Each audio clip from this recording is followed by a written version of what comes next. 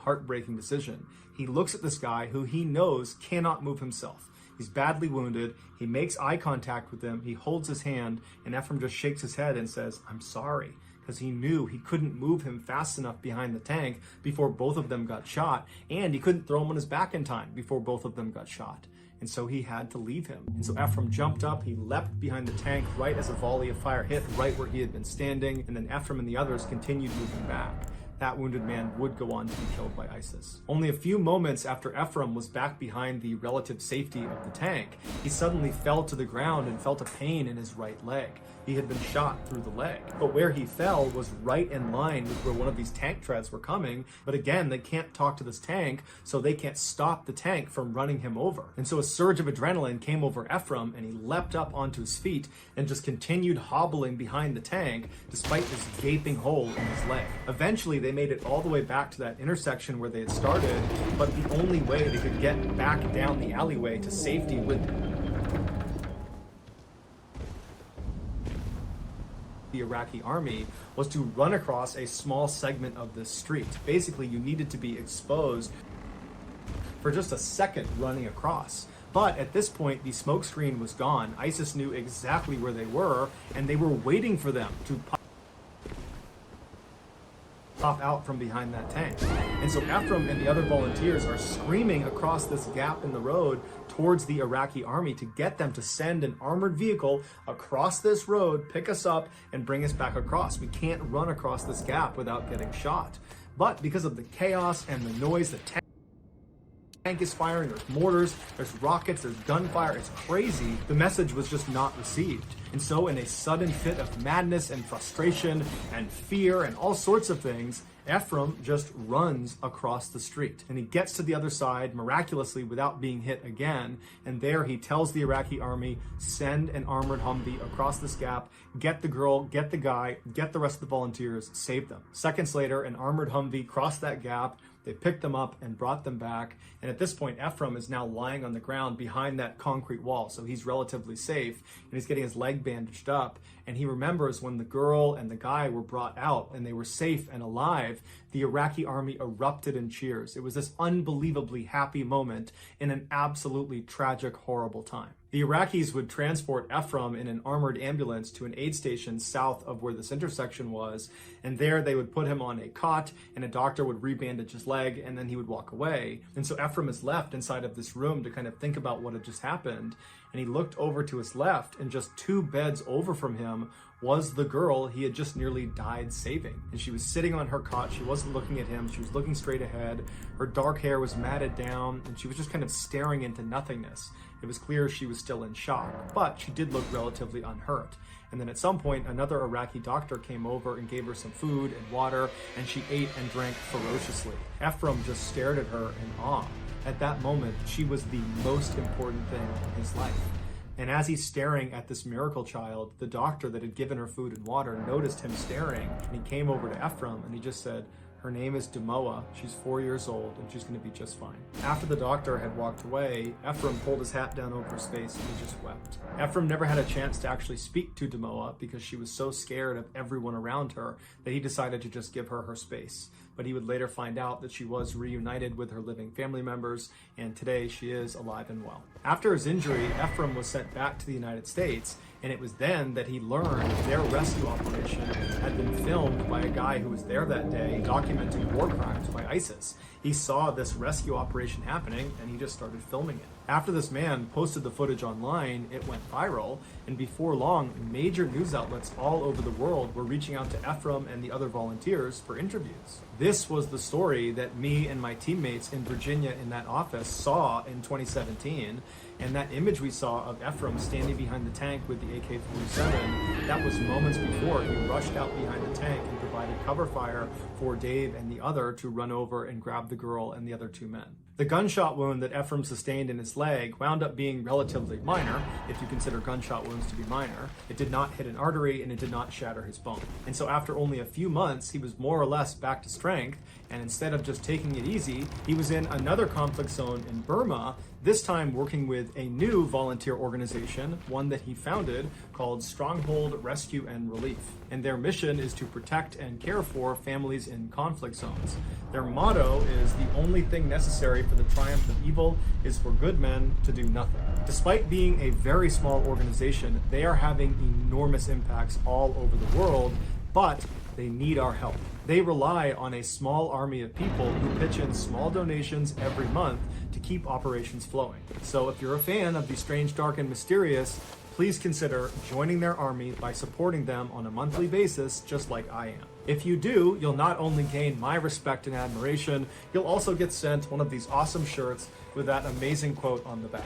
The link to join their army is in the description of this video. Also, if you just click on that link, it will bring you to their website and you can see the full unedited footage of their rescue mission. So that's gonna do it, guys. If you got something out of today's video and you haven't done this already, please drop a 2,000-pound JDAM on the like button. Also, go support Stronghold Rescue and Relief by clicking the link in the video description.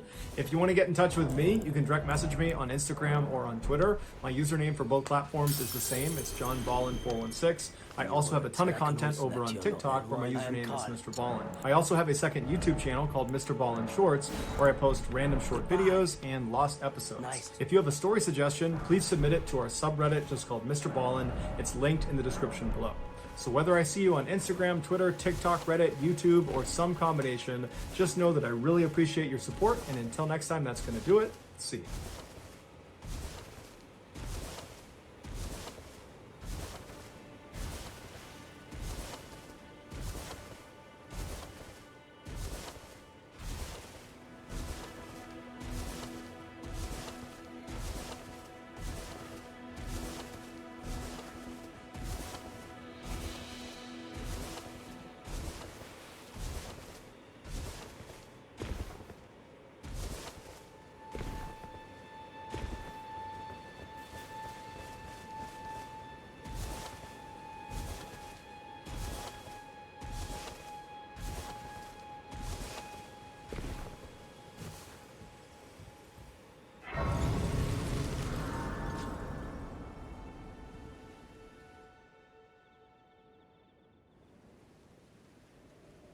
They, sir, but you, I can play turning to aid you. You need only take me with you.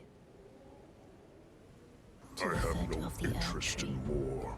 They're all just childish Then it said skirmishes. summon me. Ah, I bequeath. Why waste your words when you can just throw punches? Treat him with Excuse me, I'm not good at singing. Unless there are exceptional circumstances, please consult the call.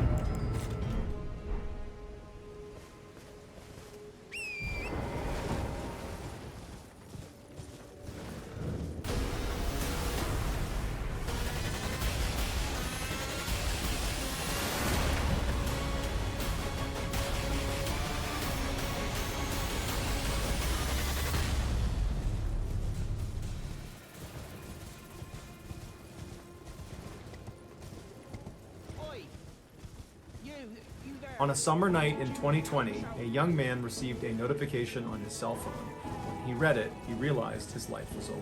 But before we get into his story, if you're a fan of the strange, dark, and mysterious delivered in story format, then you've come to the right place because that's all we do, and we upload 3 or 4 times every week. So if that's of interest to you, please offer to buy the like button and order of their favorite food, fried chicken, but before you give it to them, remove the outer crispy layer from every piece. Also, please subscribe to our channel and turn on all notifications so you don't miss any of our weekly uploads. All right, let's get into today's stories.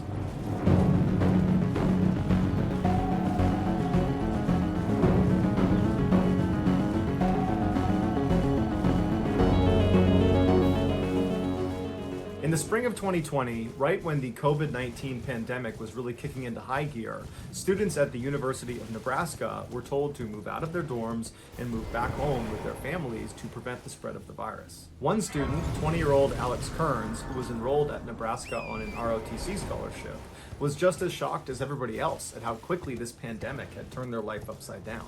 But in terms of going back home again, he wasn't that upset about it because he was close with his family and he figured some unexpected time with them would be nice. Once he got back to his hometown of Naperville, Illinois, which is an affluent suburb outside of Chicago, he quickly fell into a quarantine routine, which consisted mostly of screen time and lounging around.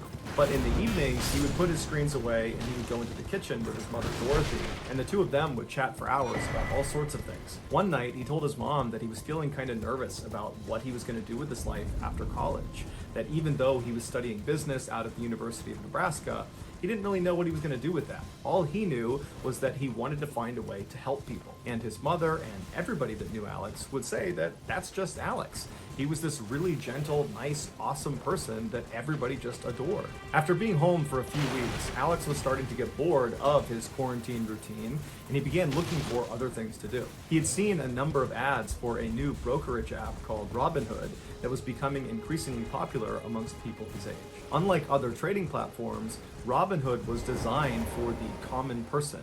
There was not huge fees that needed to be paid by the investor as soon as they logged on, and the app was very sleek, and it turned trading kind of into a game on the app. Alex had a few $1,000s in his bank account, and so he figured, you know what the heck, I'll download Robinhood and see what I can do. What's the worst that can happen? After trading on Robinhood for a couple of days, Alex was hooked. He showed his family that he was actually making a little bit of money, and he was learning about the stock market. His parents would later recall when they found out he was using Robinhood, they weren't concerned because Alex had always been incredibly careful with his money, saving most of it and very rarely spending much of it. And so they figured, he might lose his savings, but he's certainly not going to fall into significant debt. That's just not Alex. Also, there was a safety mechanism in basic accounts on Robinhood that protected first-time users from going above $10,000 in debt. So even if Alex tried to lose more than that, the app wouldn't allow him so long as he was using a good app.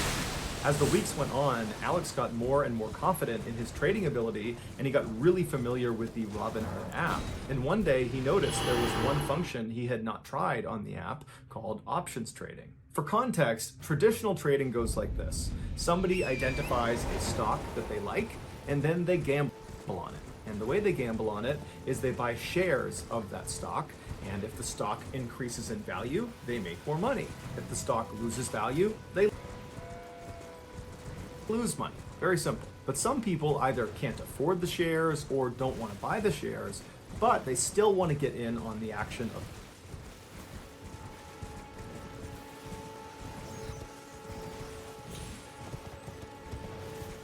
the stock market. And for those people, they can use something called options trading. Instead of buying shares, options traders will basically sell an insurance policy to other traders who have already purchased shares. And this insurance policy they're offering is known as an option. These option traders will go up to these shareholders and they'll say, for example, I'll give you $500 in exchange if your stock tanks and you're losing a ton of money. You can exercise your option, i.e. cash in your insurance policy, and I, the option holder, will cover all of your losses. But if your stock stays steady or gains in value, I still get to keep your $500. That's non-refundable. Naturally, these options traders, they need to be savvy about which stocks they're prepared to cover with their option. Because if that stock tanks and the shareholder decides to sell, i.e. exercise their option, then the option holder is obligated to immediately buy all of the shares at a premium. And if that shareholder has, let's say, hundreds of thousands of shares, well, too bad, the option holder is buying all of them. So when Alex clicked on the options trading button inside of his Robinhood app, it brought him immediately to an application because Robinhood had to make sure anybody on their app that was going to be buying or selling options, they needed to be an experienced trader and they needed to understand the risks because they were much higher than a basic account. There was no limit to how much debt someone could fall into in trading options. Alex was a smart guy and a motivated trader, but he knew nothing about options trading. And so when he saw this application, I'm sure he thought to himself, yeah, I know nothing about options trading. There's no way I could possibly get into this. But he decided, what the heck, I will apply to go on to their options trading side just to see if they'll accept me. So he fills out the application, and almost immediately, he is accepted onto that side of the platform. It would later turn out that application was kind of a sham. It did not really do very much to restrict access to that side. Alex was surprised at his acceptance, but he was also very excited. And right away, he started trading options. And he was pretty good at it. And pretty quickly, he was making a little bit of money. But then on June 11th, he got a notification on his phone from 该如何解读这个时代的剧本？ Robinhood, and so he pulled his phone up, he opened the app, and he saw his account was restricted. He couldn't make any new trades, and he couldn't make any withdrawals. And so as he looked at it, he scrolled down to the bottom of the page, and he saw his current balance, and it read negative $730,000. A trader that Alex had sold an option to was exercising his option because his stock had tanked, and he owned over $700,000 worth of shares that now Alex was obligated to buy.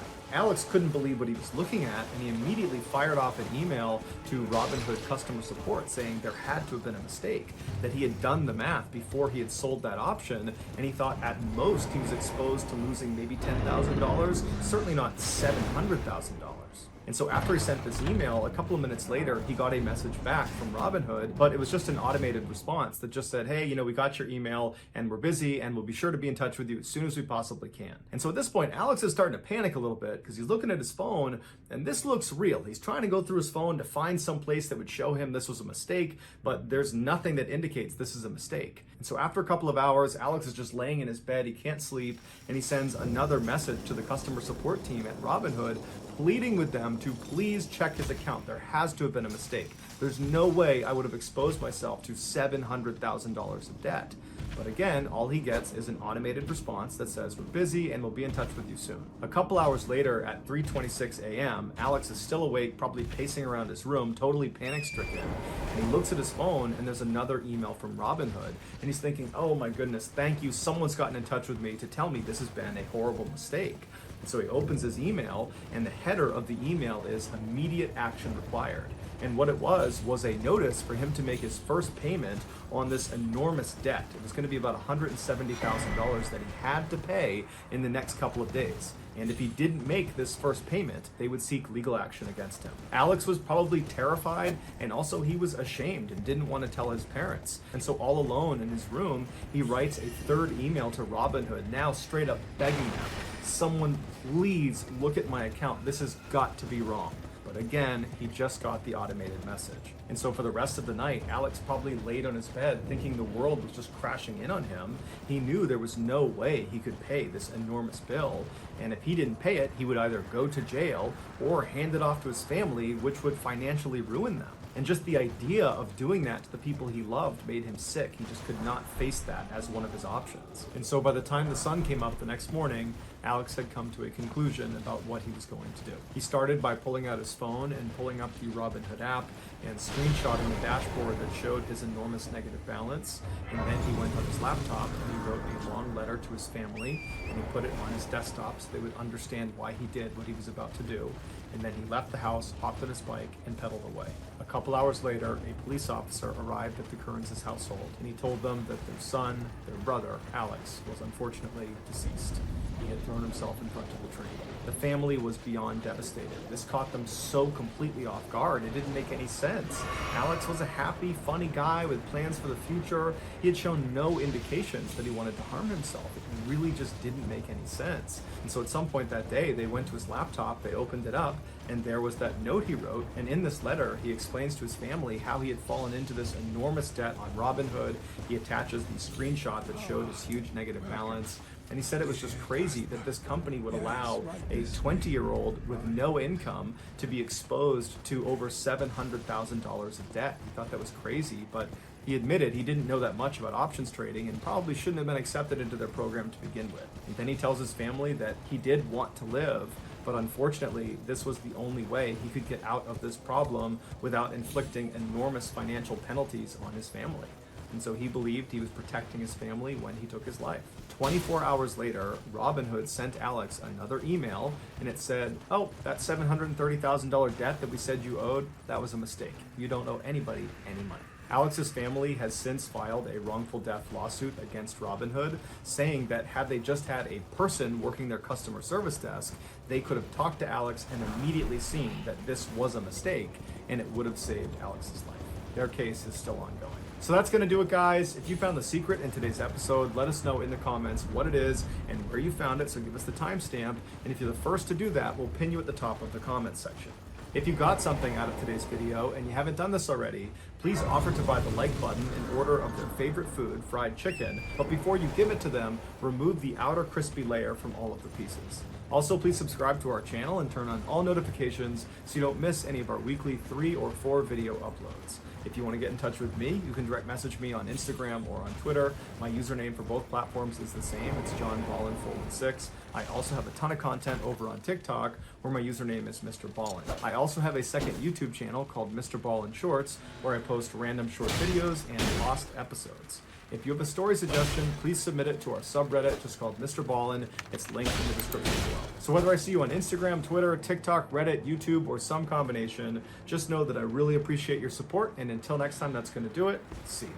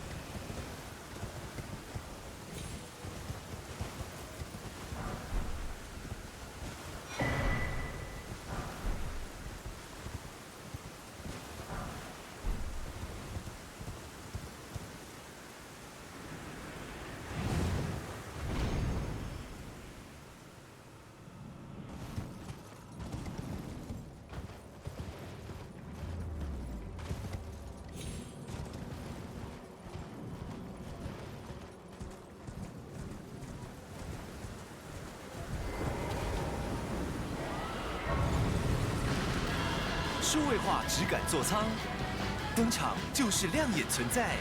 Today's story is brutal. If you get to the end, it's the kind of story that's going to leave a mark on you. So viewer discretion is advised.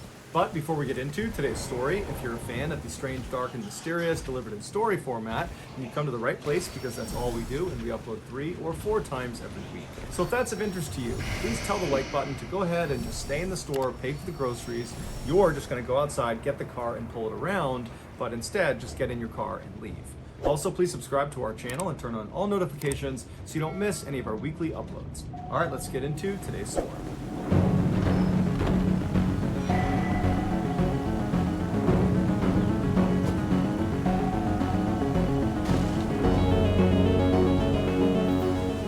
On the far west side of Ohio lies a small town called Wilshire. In 1989, there were less than 600 people that called this place their home. and virtually all of them were middle-class Americans. Most of them were farmers or factory workers, or they worked in one of the very few small businesses in town. While Wilshire was certainly not the most exciting place to live, it did have a reputation for being a nice place to raise a family. It was a tight community of people that looked out for one another. One family that was part of the Wilshire community in 1989 was the Rogers family. They consisted of the parents, Hal and Joan. Joan went by Joe, and they were both 36 years old, and they had two daughters, Michelle, who was 17, and Christy, who was 14. Hal and Joe had met in high school. Joe was very outgoing and popular, and Hal was reserved and quiet. But despite their extreme differences, they actually complemented each other very nicely, and they seemed to bring out the best in the other. By their senior year, Joe had become pregnant with Michelle, and so after graduation, the teen couple got married and they moved into a dairy farm to start their life together. And a few years after that, Christy was born and their family was complete. Over the years, Hal and Joe worked extremely hard on their farm, but it just wasn't enough to pay the bills. So to make ends meet, Joe had to get a second job working nights at a factory where she drove a forklift and worked the assembly line. While life was certainly not very easy for the Rogers family, they always found a way to stay positive and upbeat. The girls were very popular in school and made friends easily, and when they were home, they were always goofing around with the farm animals that they loved. As for the parents, they always carved out time every week where just the two of them could sneak off and get breakfast or dinner together. But their simple, happy way of life would be shattered later that year when it was discovered that Hal's brother, John, who actually lived with them in a trailer on their farm property, had secretly been assaulting Michelle for the past 3 years. Michelle hadn't told anyone because John had threatened to kill her, but when inappropriate pictures of her turned up inside of his trailer, his horrible secret was out. John went to jail for a very long time, but the damage he left behind was unbelievable. Michelle couldn't even talk about what happened to her. Meanwhile, Hal, her father, was just beside himself. He could not believe that right under his nose, someone was harming his daughter, and that it was his own brother doing it. He wanted to kill his brother, but his brother was in custody, so he couldn't. And making the situation even more painful, Hal and John's mother wound up siding with John. She believed Michelle was lying and it set John up, and she began saying this publicly, and it spread all throughout town. It was just an absolute tragedy through and through, and Hal and Joe had no idea how they were going to recover from it. That's when the idea of a vacation came up. Take the kids away from this farm, away from this drama, let them be kids again, let them be stress-free, even for a couple of days. It will do them an enormous amount of good. And so Hal decided he would actually stay back at the farm and just Joe and the girls would go. It would be a girls' trip. When Joe told her daughters, they were ecstatic. They had never been on a vacation before, and in fact, neither had Joe. Joe told the girls that they needed to plan out this trip, pick the place they wanted to go, plan out the itinerary, but keep in mind they had to drive wherever this vacation was going to be, and their budget was going to be fairly tight. The girls decided on Florida, and for weeks they meticulously planned their itinerary, trying to maximize sightseeing opportunities both on the road trip and also at their destination. Finally, on May 26, 1989, the day had come for the girls to head out on their journey. They said bye to Hal, and then they loaded up into the light blue family sedan, and they were on their way. The trio drove south for about 8 hours on I-75 through Ohio, Kentucky, Tennessee, all the way to Georgia, which was their halfway point. They found a motel, they crashed there for the night, and then the next morning they got up early and they finished their trip all the way into Florida. And for the next couple of days, they followed their itinerary and went to amusement parks and zoos and other attractions all over the Sunshine State. They were really having a great time. In fact, on May 29th, Joe sent a postcard to Hal that she kind of jokingly said, "The girls are dragging me all over the state, all I want to do is relax." But the tone of the message was really that she and her kids were having a wonderful time. On June 1st, the girls left Orlando, Florida, and made their way to Tampa, Florida, where they planned to go to one more amusement park before they had to turn around and head back to Ohio. Hal had been told they would be back on June 3rd. But when June 3rd came and went, and the girls did not show up in Ohio, Hal was not immediately concerned.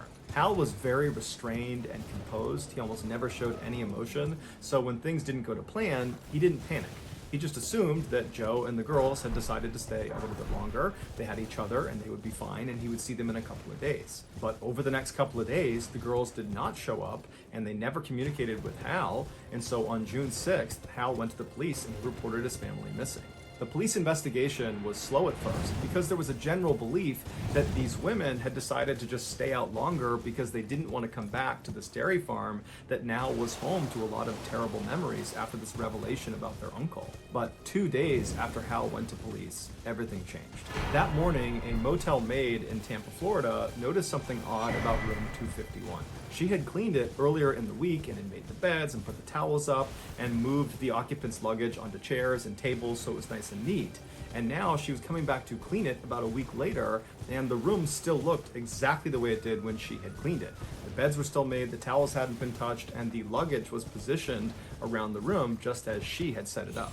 So she tells her manager, who thought it was strange enough that he called the police and told them about it. The police in Tampa went out to this motel and they discovered that room 251 was registered to missing people, Joan Rogers and her 2 daughters, Michelle and Christy. The motel manager told police that the trio had checked in on June 1st, but after that, no one had seen them. The police searched their room and they found their camera, and the final 2 pictures that had been taken were taken inside this motel room. One was of Michelle crouching down, rummaging through her suitcase, looking like she's getting ready to go out somewhere, and the other was taken from inside their room, looking out over their balcony out towards Tampa Bay as the sun was beginning to set. The rest of the search of the room did not turn up any significant evidence. All they knew was the women were not there. And so using the motel as a center point, they began searching the area, and pretty quickly they found Joe's car parked a mile away from the motel near a public boat ramp. Joe and her daughters were nowhere to be found, and initially there was nothing inside or outside the car to indicate where they might have gone. But upon closer inspection, they found 2 brochures sitting on the floor of the car, and on each of them was some handwriting.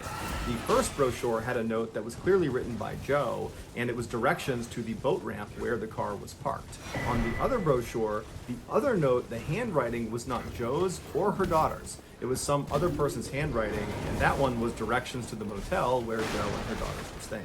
The police had no idea who wrote the second note, so they started by focusing on Joe's note, the directions to this boat ramp. Specifically, they were looking at the last couple of words in her note where she wrote blue with white. And investigators assumed what this meant was when she got to this boat ramp using these directions, she needed to look out for something that was blue and white. And what would be blue and white at a boat ramp?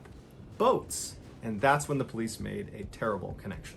4 days earlier, the Coast Guard had made a discovery out in the bay about 25 miles away from where Joe's car had been found. At the time, no one was connecting this discovery to the 3 missing women from Ohio because no one in Tampa knew about the 3 missing women from Ohio. But now that they did know about them, the connection was obvious. While it would take 3 years to finally put all the pieces together, the police would eventually figure out what happened to Joe, Michelle, and Christy. On the morning of June 1st, they got in their car and they left Orlando and made their way to Tampa. When they got to Tampa, they couldn't find their motel. So Joe pulled over on the side of the road and she got out her brochure that had a map of the area.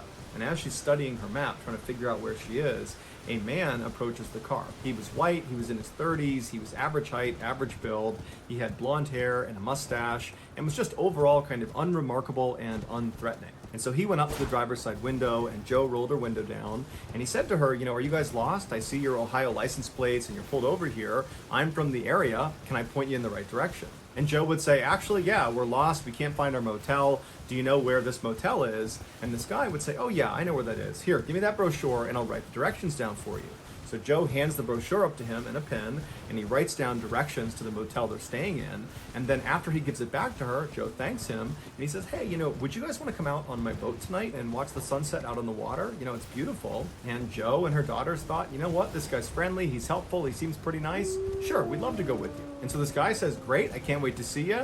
And he proceeds to give Joe directions of how to get to this public boat ramp where his boat is. And so she takes notes on the other brochure as he's talking. And then he tells her also, when you get there tonight, look out for my boat, it's blue and white. And so she makes the note blue with white. And after that, she thanked the man not only for giving them directions, but for his generosity to allow them to come out on his boat with him that night. And as he walked back towards his car, Joe and her girls followed his directions to their motel. They got there around 12:30 p.m., they checked in, and then after that, it's not really clear how they spent their afternoon. Whether they went to the beach or a park or something like that, we don't know. But at 7:30 p.m., they were spotted leaving the motel restaurant.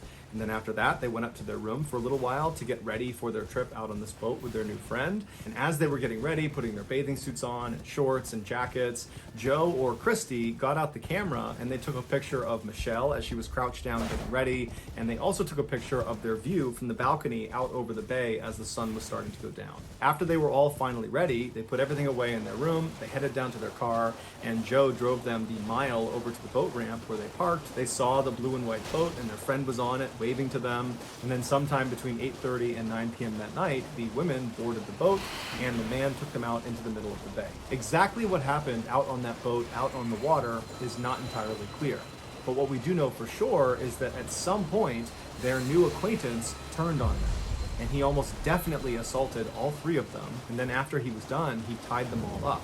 He tied their ankles together and he tied their arms together behind their back. And then he put a strip of duct tape over all of their mouths, but he kept their eyes open. He wanted them to see what he was going to do. And then he went into his boat and he pulled out 3 30-pound cinder blocks and he set them on the deck in front of the 3 women so they could see what he had. And then he got 3 long stretches of rope and he tied one end of each of these pieces of rope to each of the cinder blocks. And after each cinder block was securely fastened on the end of these long lines of rope, he would tie a noose on the other end of each of these lines. So there were 3 nooses and 3 cinder blocks. Then he grabbed one of the women, he stood them up, he put a noose over her neck, he tightened it down, he walked her over to the edge and he pushed her off along with her cinder block.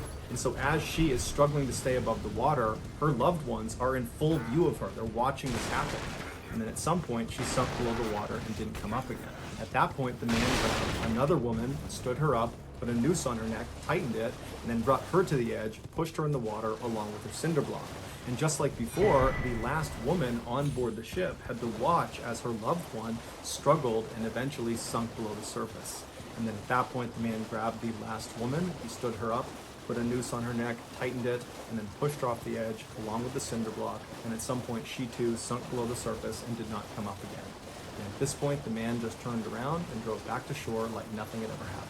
On June 4th, so 3 days after the 3 women were killed, because of decomposition, their bodies had bloated and they floated to the surface. The Coast Guard was alerted to their position. They pulled them out of the water, but because of their extreme decomposition at this point, because of the warm water, they weren't able to ID them. During their autopsy, they found water in each of their lungs, which confirmed they were alive when they were thrown in the water. A few days later, when Joe's car and those notes inside of the car were located near the boat ramp, and the police began to speculate that she, along with her daughters, must have boarded a boat before they disappeared, that was when they made the connection that unfortunately these 3 missing women are probably the 3 unidentified bodies that had been found in the bay a few days earlier. So on the day they make this connection, the police call Hal back in Ohio and they request the dental records of his wife and his daughters.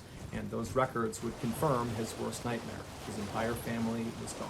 The man who killed his family was a guy named Oba Chandler, who was a suspected serial killer who liked to brag about his date with 3 women. In 1994, he was found guilty of murdering all 3 of the Rogers women, but he never took responsibility, nor did he show any remorse. For nearly 2 decades, Oba sat on death row, and not once did he get a visit from a friend or a family member. Nobody wanted to see this guy. And then finally, a little after 4 p.m. on November 17th, 2011, so roughly 22 years after Oba had murdered the Rogers women, he was led into the execution chamber inside of Florida State Prison. After he was strapped down to the gurney, a curtain was slid aside so the witnesses of the execution could see him. And then at 4:08 p.m., Hal Rogers watched calmly from the front row as the man who ruined his life, Oba Chandler, was put to death by lethal injection. So that's going to do it, guys. If you found the secret in today's video, let us know in the comments what it is and where you found it, so give us the timestamp. And if you're the first to do that, we will pin you at the top of the comments section. If you got something out of today's video and you haven't done this already, please tell the like button to go ahead and finish paying for the groceries. You're just going to go outside, get the car, and bring it around to pick them up. But instead, just go out, get in your car, and drive away. Also, please subscribe to our channel and turn on all notifications so you don't miss any of our weekly 3 or 4 video uploads. If you want to get in touch with me, you can direct message me on Instagram or on Twitter. My username for both platforms is the same. It's JohnBallin416. I also have a ton of content over on TikTok where my username is Mr. Ballin. I also have a second YouTube channel called Mr. Ballin Shorts, where I post random short videos and lost episodes. If you have a story suggestion, please submit it to our subreddit just called Mr. Ballin. It's linked in the description below. So whether I see you on Instagram, Twitter, TikTok, Reddit, YouTube, or some combination, just know that I really appreciate your support, and until next time, that's going to do it. See you.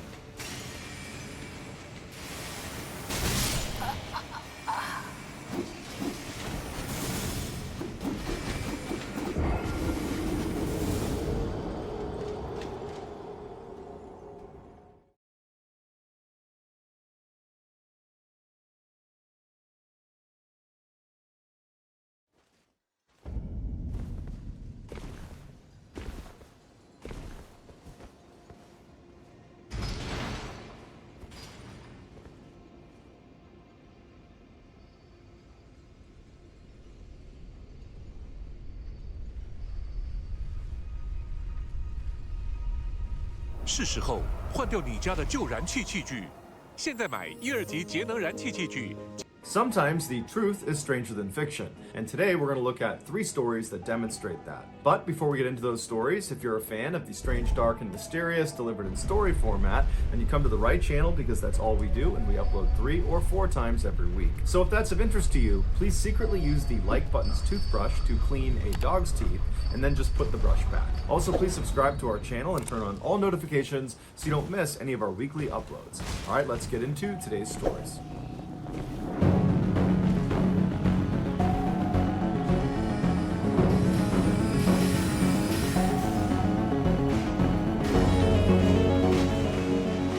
In 1956, the SS Andrea Doria, which was a beautiful ocean liner, was considered to be Italy's largest, fastest, and safest ship. But those things would not be what this ship was remembered for. On July 25th of that year, the ship was sailing towards the east coast of the United States when it ran into some very heavy fog. And so, following procedure, the captain slowed the vessel down and turned on their fog whistle. A little while later, another vessel, the Swedish ocean liner called the SS Stockholm, entered the fog as well, but they were unaware of Andrea Doria's position.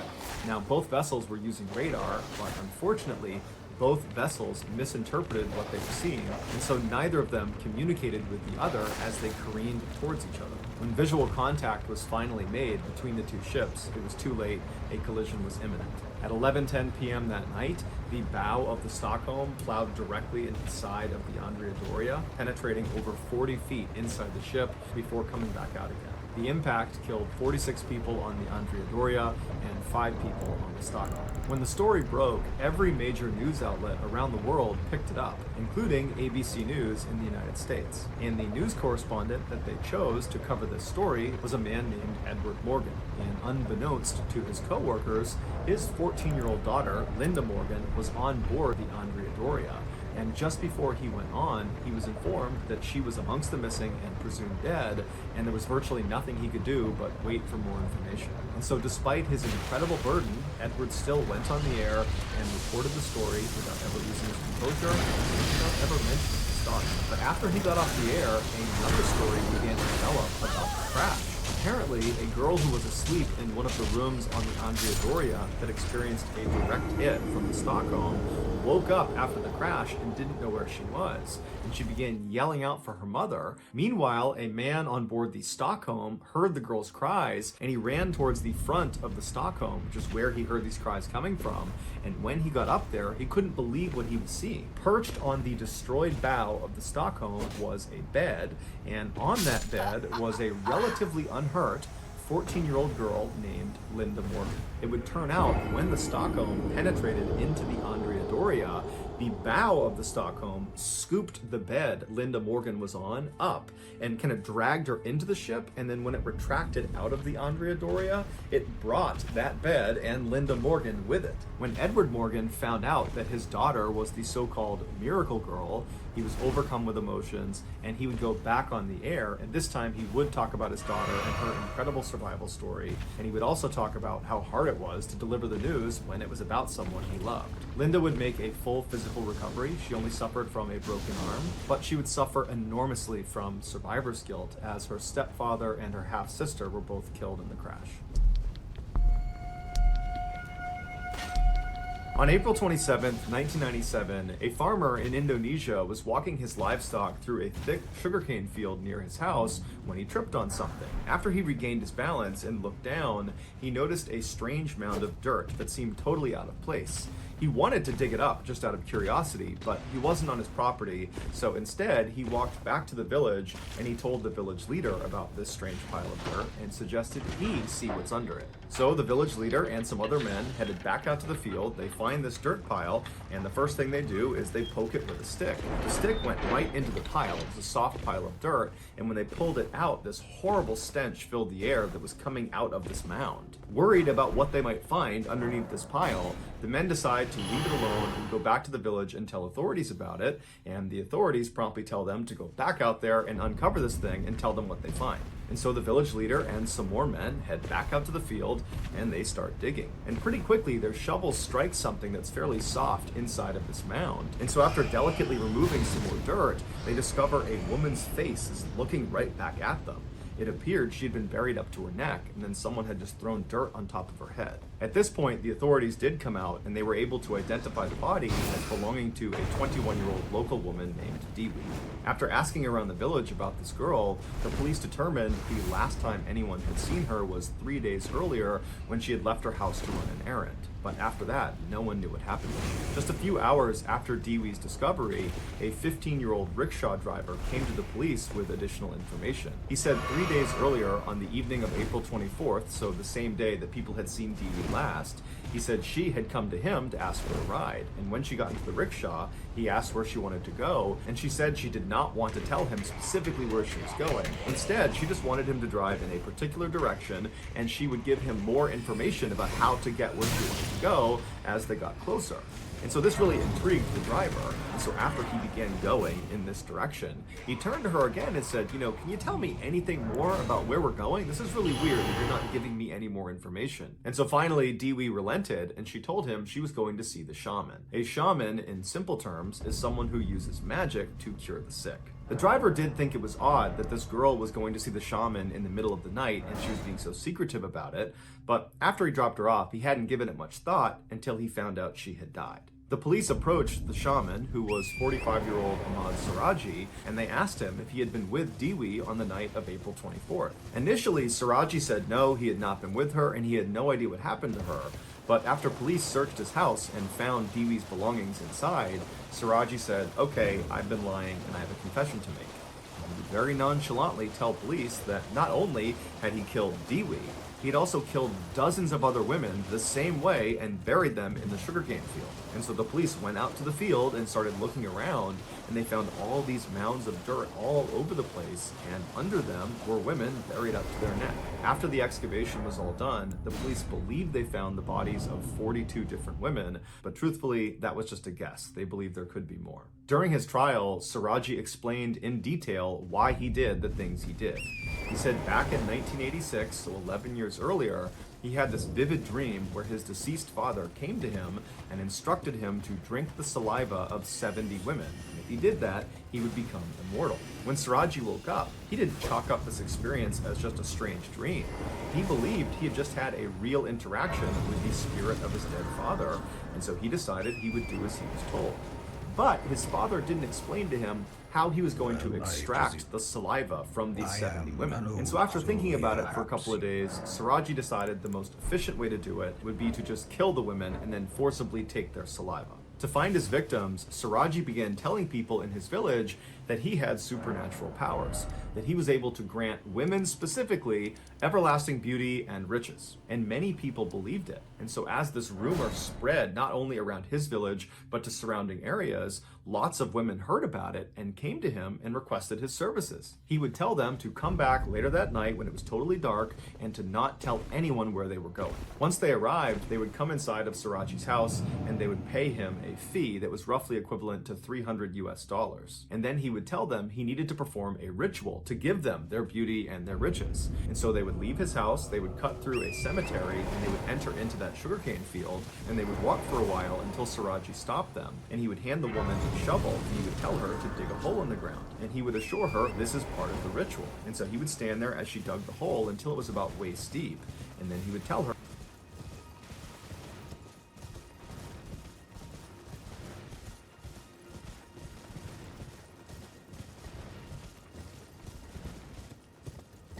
to get in the hole and put her hands by her side. If she was at all nervous, he would just reassure her again that this is all part of the ritual, that lots of people have done this before, that it's totally safe. And so she'd get in the hole, she'd put her hands by her side, Siraji would take the shovel and he would fill the hole back in until she was completely immobilized, and then at this point Siraji would pull out a cable, he would wrap it around their neck, and he would strangle them to death.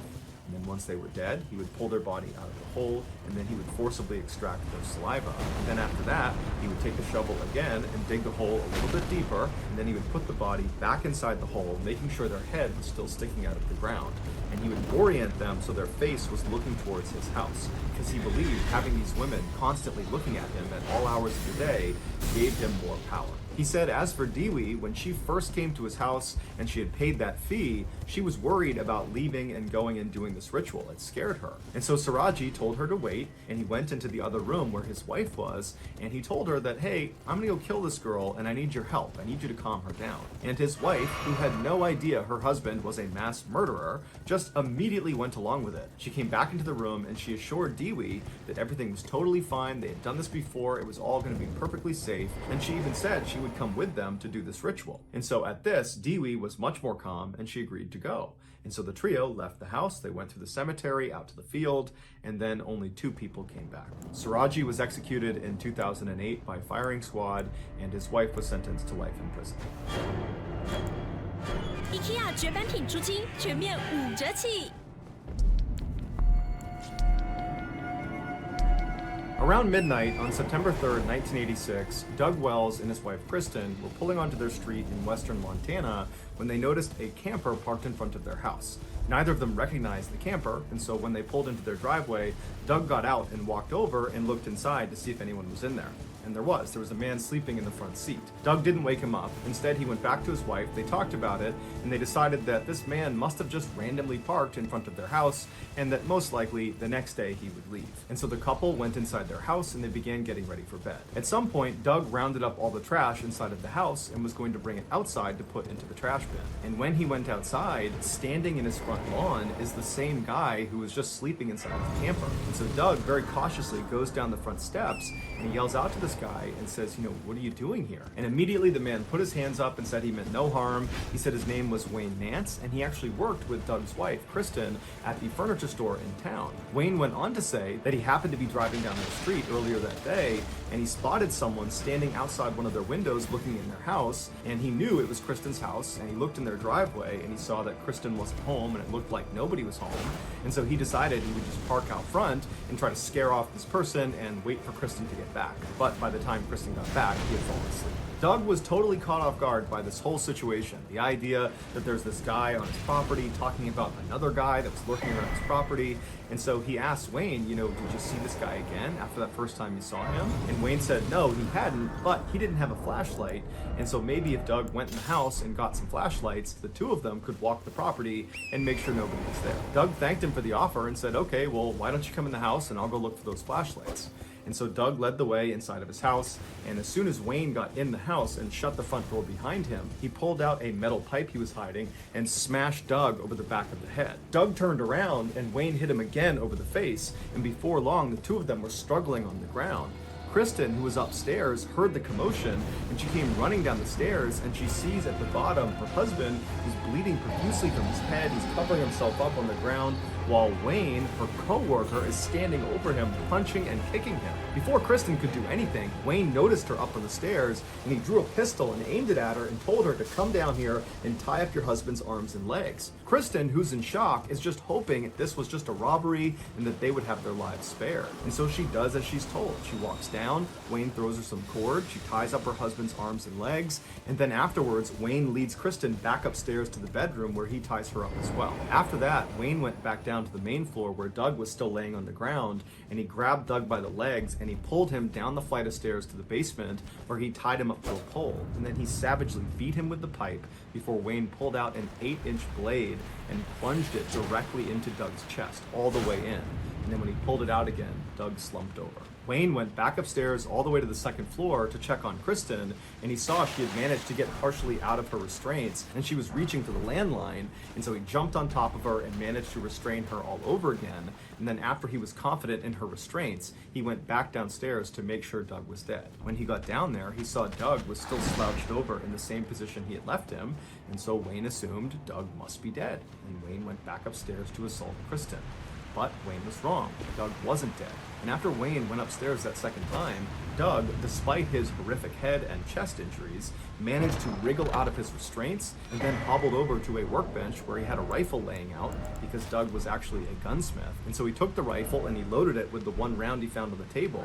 And then he walked over to the base of the stairs, he raised his rifle, and he made his way up to the main floor. He didn't come in contact with Wayne, and he looked around the first floor, he didn't see him, and he heard his wife screaming upstairs. And so he made his way to the next set of stairs and began walking up with his rifle raised. At the top of the stairs to the second floor, there was a hallway that ran right and left out of sight. And so as Doug is making his way up, he can hear off to the left, out of view, his wife screaming in the bedroom, and he can hear the sound of very heavy footsteps running down the hall towards the landing where he is.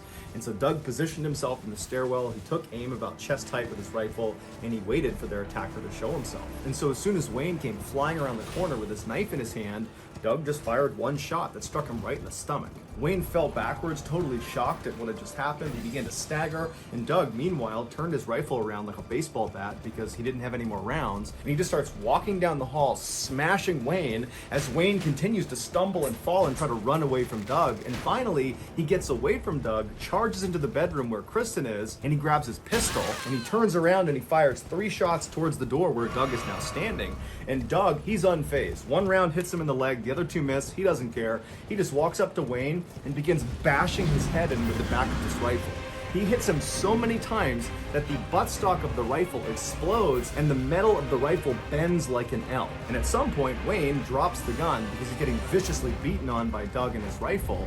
And Doug sees that, he grabs the pistol, and he fires the remaining rounds into Women's head. Police and paramedics would show up shortly thereafter, and Doug, Kristen, and their attacker Wayne were all rushed to the hospital. Doug and Kristen would make full recoveries. As for Wayne, he would die the following day from his injuries. After the incident, the police investigated Wayne Nance to see who this guy was, and they discovered that almost certainly he had been a serial killer that was connected to at least 6 cold case murders from 1974 to 1986. But because Wayne never confessed to any of these murders before he died, the true number of people he killed is still unknown. So that's going to do it, guys. If you found the secret in today's episode, let us know in the comments what it is and where you found it. If you're the first to do that, we'll pin you at the top of the comments section. If you got something out of today's video and you haven't done this already, please secretly use the like button's toothbrush to clean a dog's teeth and then just put the brush back. Also, please subscribe to our channel and turn on all notifications so you don't miss any of our weekly 3 or 4 video uploads. If you want to get in touch with me, you can direct message me on Instagram or on Twitter. My username for both platforms is the same. It's JohnBallin416. I also have a ton of content over on TikTok where my username is Mr. Ballin. I also have a second YouTube channel called Mr. Ballin Shorts, where I post random short videos and lost episodes. If you have a story suggestion, please submit it to our subreddit just called Mr. Ballin. It's linked in the description below. So whether I see you on Instagram, Twitter, TikTok, Reddit, YouTube, or some combination, just know that I really appreciate your support, and until next time, that's going to do it. See ya.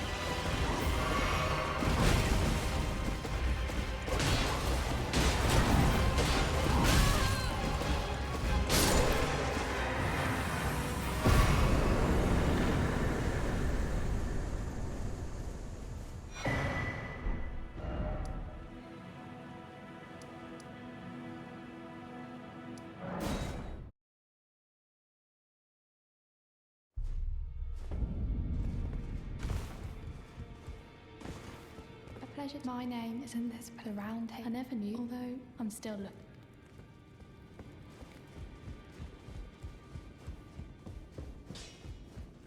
You're in no match loud, you.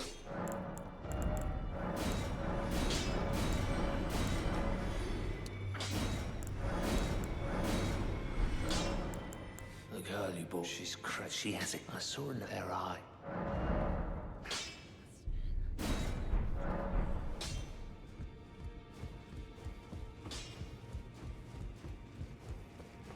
It's all I'm still looking. Well, I don't believe. If I do, I suppose I'll ask my certainly. I know I can tell.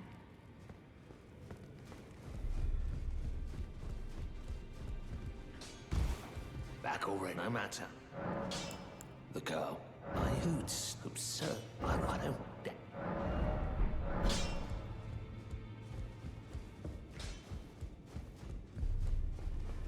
If I suppose I'll ask my.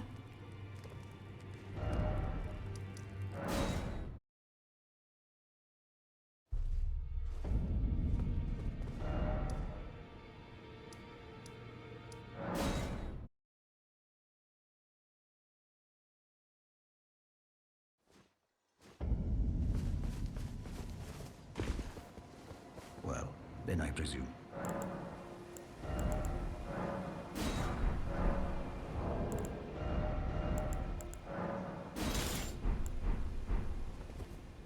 Something.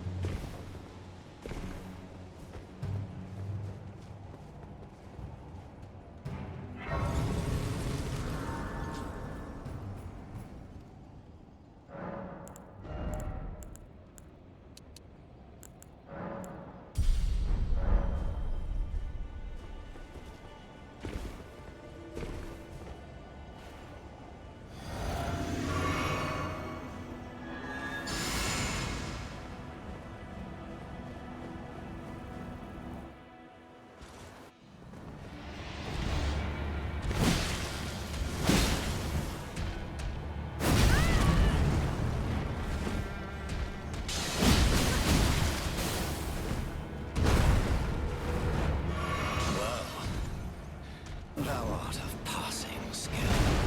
Warrior blood must truly run in thy veins. Tarnished.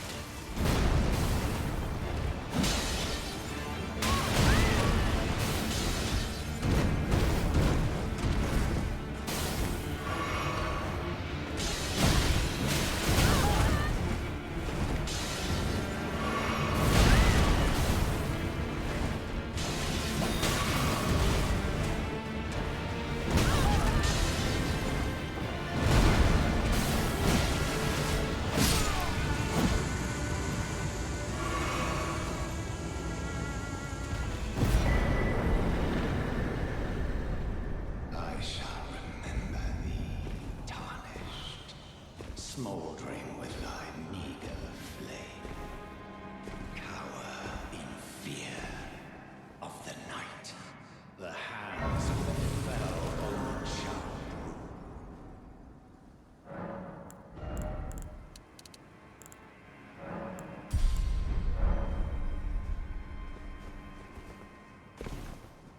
You there? It's tight. Oh, God, you breached. Well, but of course.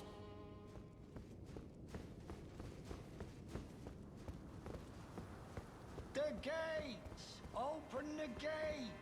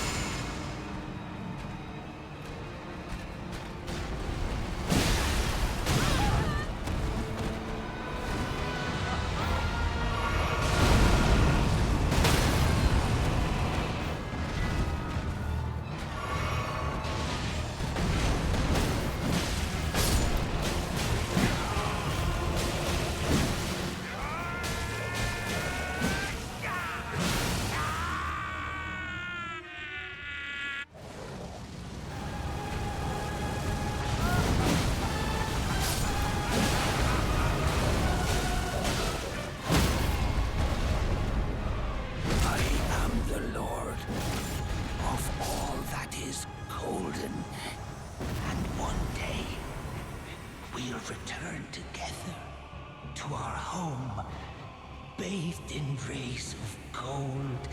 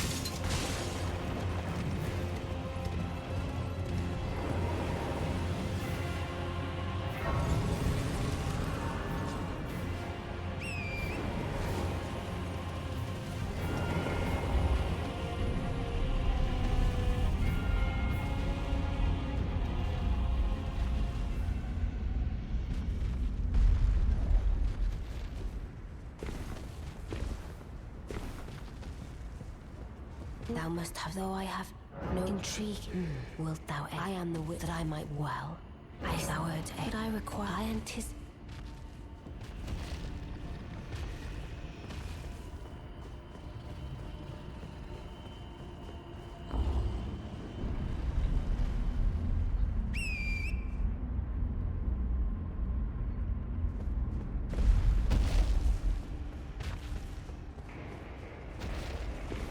Again, Akarian, I'm told. I will.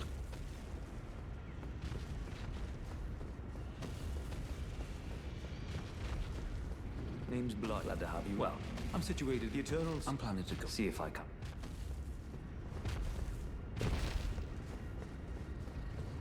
Yes. I don't know what, but since I asked. I reside in.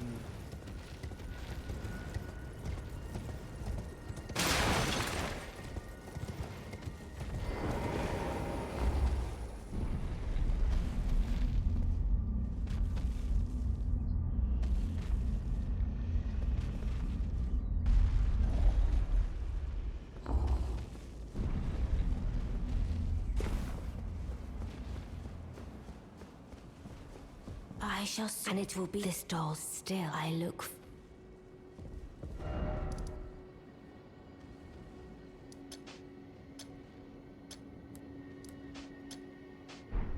And it will be. I have. I look.